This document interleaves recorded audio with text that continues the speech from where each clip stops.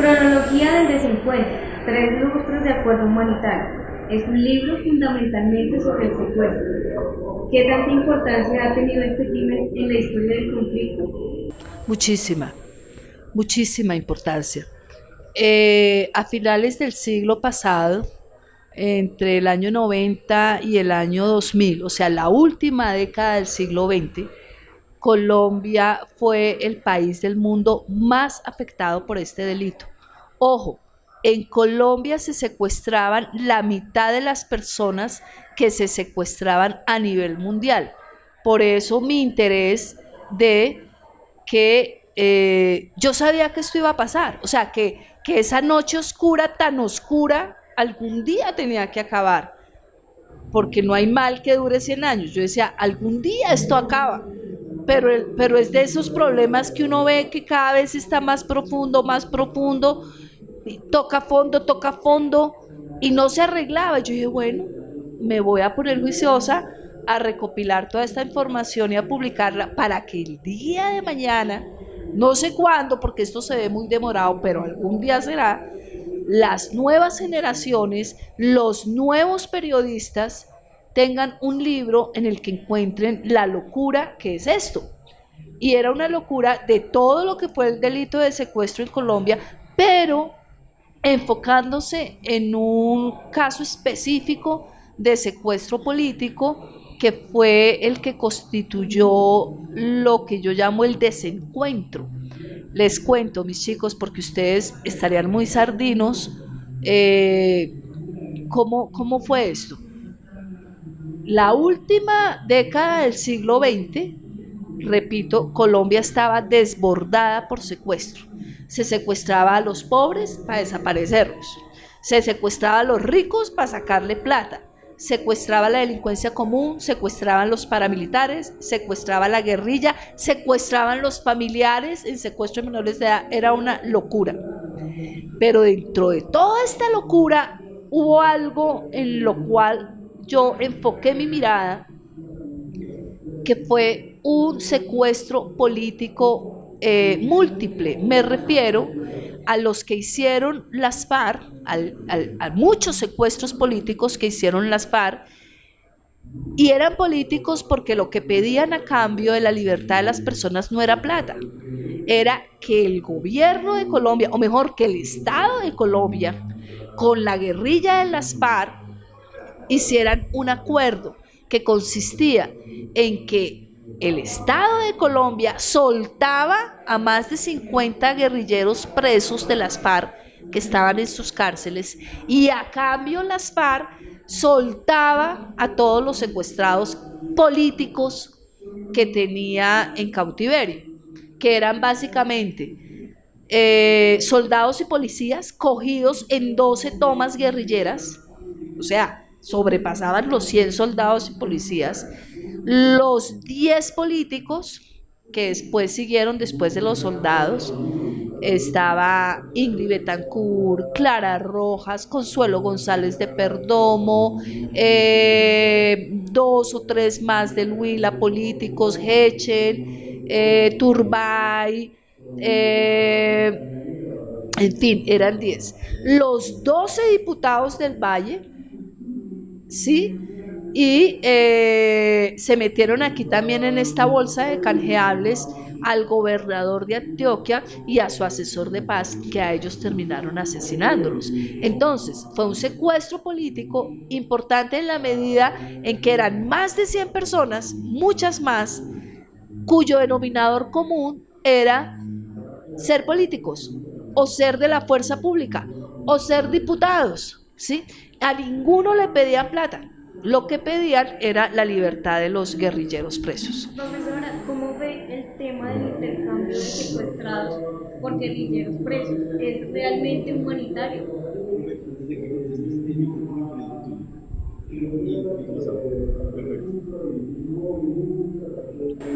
Hoy por hoy no creo que haya secuestrados políticos. ¿Por qué? Porque esa noche oscura pasó, mis chicos. Finalmente pasó esa noche oscura. Esa noche oscura que duró más de 16 años, por eso yo hablo de 3 lustros, ¿sí? Esa noche oscura que duró más de 16 años, concluyó cuando Juan Manuel Santos, el 12 de abril del año 2011, su primer año de gobierno, decidió lo que yo digo, picarle el ojo a las FARC. O sea, después de que durante 3 gobiernos el Estado colombiano había estado totalmente apático a hablar con las FARC. Estoy hablando desde el presidente Samper, después vino Pastrana, después vinieron 2 gobiernos de Uribe, después llegó Juan Manuel Santos. Fue Juan Manuel Santos el que ese 12 de abril, ya con ganas de hacer la paz, dijo que quedaban 10 secuestrados, de esos 100 y pico quedaban 10 uniformados todavía cautivos y los dejó libres. Ahí se acaba esta película tan horrible que duró casi 16 años. Quiero aclarar algo, ese acuerdo humanitario, esa petición inicial que era devuelva Estado colombiano guerrilleros presos y a cambio nosotros soltamos a estos políticos, ese acuerdo nunca llegó a existir. Por eso yo digo, fue el gran desencuentro, porque fue el gran desacuerdo, el acuerdo nunca se dio, nunca se dio. Siempre pasaba algo y en el gobierno que más duro fue en el de Álvaro Uribe, que fueron 2 gobiernos, y que era empeñado en decir no. Y siempre había un pretexto, o no despejo Florida y Pradera en el Valle, o no le doy permiso a Piedad Córdoba o a Hugo Chávez, que en ese entonces vivían, quienes ayudaron muchísimo a las liberaciones de muchos de los huilenses. Siempre pasaba algo, pero en conclusión, pasó todo ese tiempo y nunca se llegó al acuerdo soñado. Por eso el nombre del libro. Ahora el ELN es la organización que se encarga del secuestro en Colombia. ¿Qué opina de los diálogos con ellos? Opino que lo que tú dices es verdad. A hoy por hoy el ELN está secuestrando, pero nunca, bendito sea Dios, nunca llega a lo horrible en cantidad ni en calidad, llamémoslo así, que fue el secuestro como práctica ilícita, como delito en manos de las FARC. El ELN siempre ha secuestrado, pero mucho menos. Por un lado, ¿qué opino del acuerdo con el ELN? Maravilloso, maravilloso. Se debe hacer acuerdo con el ELN, es mi concepto personal, así como se hizo con las FARC. Ahora que pase este momento álgido, digamos, por la elección presidencial, sí, pero que quede el que escojan los colombianos, que sea una persona que se ponga pilo a todo ese acuerdo con las FARC, lograr cosas y a continuar para hacer un acuerdo con el ELN. Ojo, tiene una gran tarea el que llegue a quedar presidente de Colombia, es hablando específicamente del delito secuestro, cuál es tantas personas que secuestraron en la última década del siglo pasado. Muchos de esos casos a las familias les hicieron conejo, o sea, eran secuestros extorsivos económicos, ahí sí económicos, les hicieron conejo, las familias pagaron, y sin embargo a esos secuestrados los mataron, y es la hora que esas familias no tienen ni idea de dónde están los huesos de esos seres queridos que nunca volvieron a casa. Ese es uno de los punticos muy específicos que hay que exigirle al nuevo gobierno en esto del posacuerdo, porque si se hizo un acuerdo, las FARC tienen que empezar a cumplir, bueno, ahora las fuerzas revolucionarias del común tienen que empezar a cumplir, y en el tema secuestro específicamente eso. Romaña hace unos 3-4 meses cuando estaban en el furor los medios de de la elección legislativa, Romaña dijo al aire una noticia que debió llenar de amargura un hogar de dos señores ya de edad que desde hace mucho tiempo esperaban a su hijo Quique Márquez, porque después de más de 10 años Romaña dijo: lo maté. ¿Dónde están los huesos de Quique Márquez? ¿Dónde están los huesos de los abuelos de la Calera, los abuelos Angulo? Sí, que los cogieron porque eran ultramillonarios, según ellos, y no había tal, y los mataron. La Chiva Cortés contó cuando llegó el cautiverio con las FARC, el periodista Guillermo La Chiva Cortés contó, y ahí lo cuento en el libro, a esos señores los mataron. Yo oí cuando los dispararon. ¿Por qué? Porque las FARC estaban cansados de ellos, porque eran unos viejos. La señora no hacía sino rezar todo el día el rosario con la camándula en la mano, y el señor no hacía sino cojear porque ella era ya viejo, más de 70 años, y no podía caminar. Terminaron matándolos porque los estorbaban, y así hay muchísimos casos, cientos de casos de personas que están esperando que las FARC les digan dónde lo enterraron. O sea, es algo horrible. Ni siquiera espero que mi ser querido vuelva, no, lo único que le pido al país es que yo pueda tener los huesos para ir a estudiarlos en un laboratorio y decir: oiga, sí, es mi papá, venga, le doy una santa sepultura. Profe, ¿cuáles son las herramientas con las que debe contar el Estado y el actual gobierno para esa reconstrucción de memoria de la que hablamos? La herramienta es tener memoria. La herramienta, repito, es que el que llegue a la presidencia, sea el que sea, no se haga el loco. No se haga el loco con los familiares de los secuestrados, víctimas de secuestro extorsivo económico de la última década del siglo pasado, porque es que está claritico, y están los nombres, y está todo, o sea, me vienen en este momento a mi cabeza miles de nombres: la familia Bustos, la familia Angulo, la familia Márquez, pero son 3, pero son cientos, ¿sí? Son miles que hay que decirles: mire, aquí está su hijo que lo asesinaron, pero vaya, entierre los restos y haga su duelo. Eso hay que hacerlo en el tema secuestro. Ojalá, repito, el nuevo gobierno, sea el que sea, no se olvide de eso, y que necesita memoria y pilera y querer hacer las cosas. Aparte de la insurgencia, los paramilitares también han usado el secuestro constantemente. ¿Qué perspectiva tiene sobre estas organizaciones en la actualidad? Bueno, el secuestro de paramilitares en Colombia inició a finales de la década de los 90 y fue una época durísima también. Empezaron los paramilitares a secuestrarse entre ellos los familiares, por rencillas y peleas entre ellos, y después a secuestrar familiares de la guerrilla, porque eran sus enemigos, los guerrilleros. Entonces, entre ellos habían venganzas, y después ya se fueron expandiendo a secuestros de tipo económico. Claro que hubo casos muy dolorosos de secuestro de paramilitares. No se puede olvidar un caso de secuestro en que el grupo Jorge 40, concretamente de la Sierra Nevada de Santa Marta, secuestró a Eduardo Andrés Delgado Torres con otros 3 chicos, todos relajados, estaban de paseo en una finca en Minga, Santa Marta.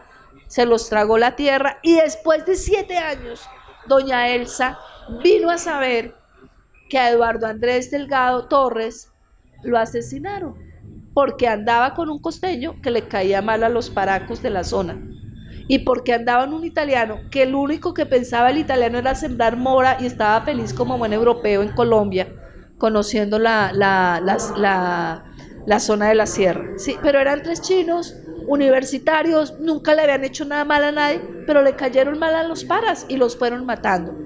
Me vi con doña Elsa, la mamá de Eduardo Andrés, me vi hace 4 meses.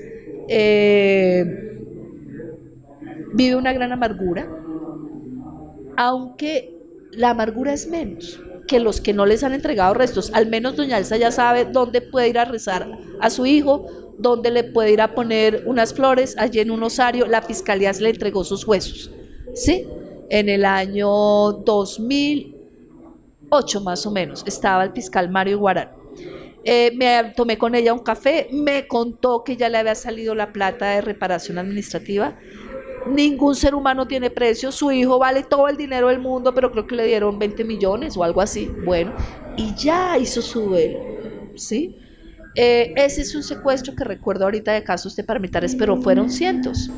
¿Cómo cree que Colombia ha plasmado en su memoria histórica todos estos hechos? Con diversos libros. Está, por ejemplo, el Basta Ya, del Centro de Memoria de Reconciliación. Está el mío en el Centro de Memoria cerca al Cementerio Central.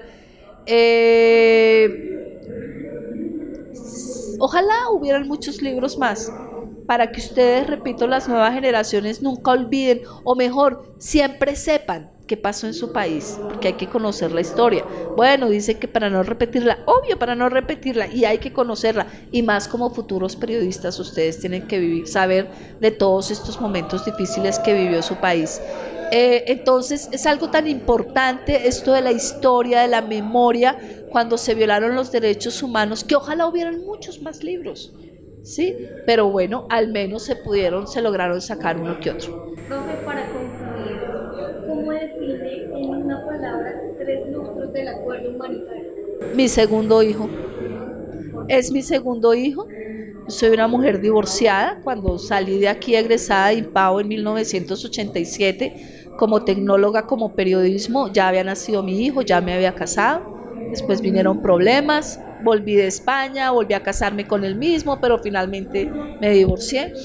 Y tengo un hijo que ya hoy en día es un abogado especialista de 34 años, ya está casado, pero pues es el amor de mi vida porque es mi único hijo.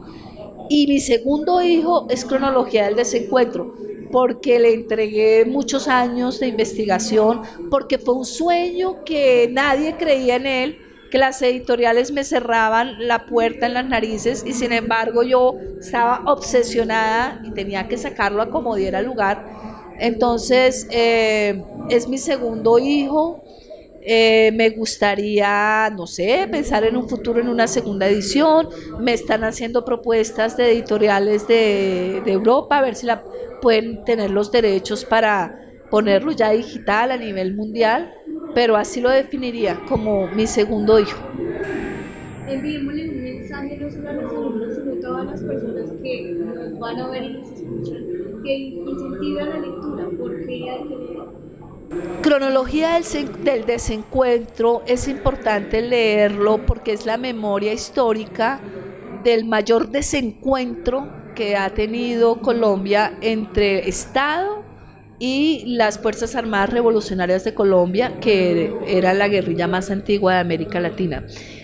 Hay que saberlo, hay que conocer la historia del país para que vean que Desde ahí se construye memoria. para que valoren más de pronto la paz que en este momento está tan cerca. ¿Sí? Fueron noches de horror porque las FARC estaba activa, ya no lo está. Ojalá, repito, sea el que sea, que llegue la próxima semana a ganar las elecciones presidenciales. Ojalá este acuerdo de paz continúe, que no haya cambios trascendentales, porque sería muy triste después de toda la sangre que derramó Colombia, que finalmente 60 años después hay un acuerdo humanitario, hay un acuerdo entre guerrilla y gobierno, para que otra vez se eche para atrás y otra vez las FARC vuelva a armarse y regrese al monte. Yo creo que eso sería un destino negro para nuestro país, Colombia. Entonces pensemos que sea el que sea, continúe con el arreglo, si hay que hacerle arreglos, continúe con el acuerdo, posacuerdo. Si hay que hacerle arreglos, listo, háganselos, pero que la esencia del acuerdo exista y que se hagan trabajos, repito, ya para finalizar, como ese, decirle a todas estas familias, oiga, el trabajo arduo de Fiscalía, con Cruz Roja, porque eso hay que movilizar muchas cosas, son parajes que ya se han movido, tierra de 10, 15 años después, no es fácil, pero no es imposible. Entonces que este libro sirva para que todo el mundo sepa el horror que se vivió, y para de pronto encontrar datos y con base en ellos presionar al nuevo gobierno de Colombia para que estas familias finalmente descansen y hagan el duelo con sus familiares, pues así sea en restos mortuorios, y que vuelvan a sonreír estas familias. Muchas gracias. Gracias a ustedes, mis chicos.